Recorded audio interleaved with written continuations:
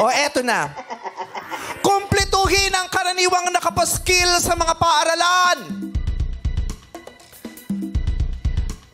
No ID, no blank. Entry.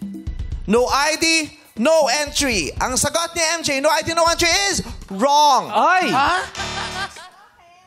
Bakit? Kumpletuhin ang karaniwang nakapaskil sa mga paaralan. No ID, no problem. No ID, kasi tatay niya yung security guard. Kaya, no ID, no problem. Pasok ka lang. Tama yun, pwede ka mga pumasok. Oo, sa inyo, no ID, no entry? Oo, bawal. Hindi totoo yung no ID, no entry kasi may mga pagkakataon na kahit wala kang ID, makakapasok kaya kung kakilala mo yung guardia. Tama. So, it is not absolute. So, yung no ID, no problem is more absolute. Kasi pwede naman nating pag-usapan yan eh. Correct. Hindi Nakalimutan mo, kinakailangan maging nagmamadali ka. problema ang kawalan mo ng ID para magkagulo tayo sa mundo. Tsaka pa nagmamadali ka, gusto mo mag-aral, di papasukin mo Yes. yan.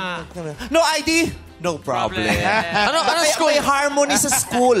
May smile. Paano yung smile? Kaya, no ID? No problem. Kaya diba, dahil sa karato lang ganyan, ang daming estudyanteng wala agad sa mood kasi nagmamadali ka. Tapos may exam kayo, tapos haharang ka, no ID, no entry. Alam nyo ba yung tromang ginawa niyan sa mga bata? Na-trigger. Ilang bata ang na-trauma na wala ng ganang mag-aral dahil napahiya dahil hindi pinapasok sa gate ng mga eskwelahan. Paano yung pan-tuition na binayad ng mga magulang mo?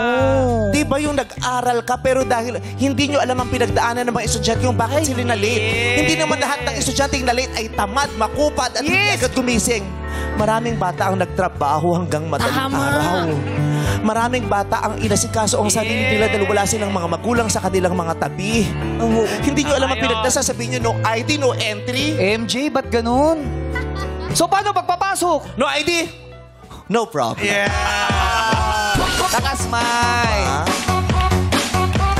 No ID, no. Anong school yan? Ha? Anong school? Balagtas Institute of Science and Grammatical Error.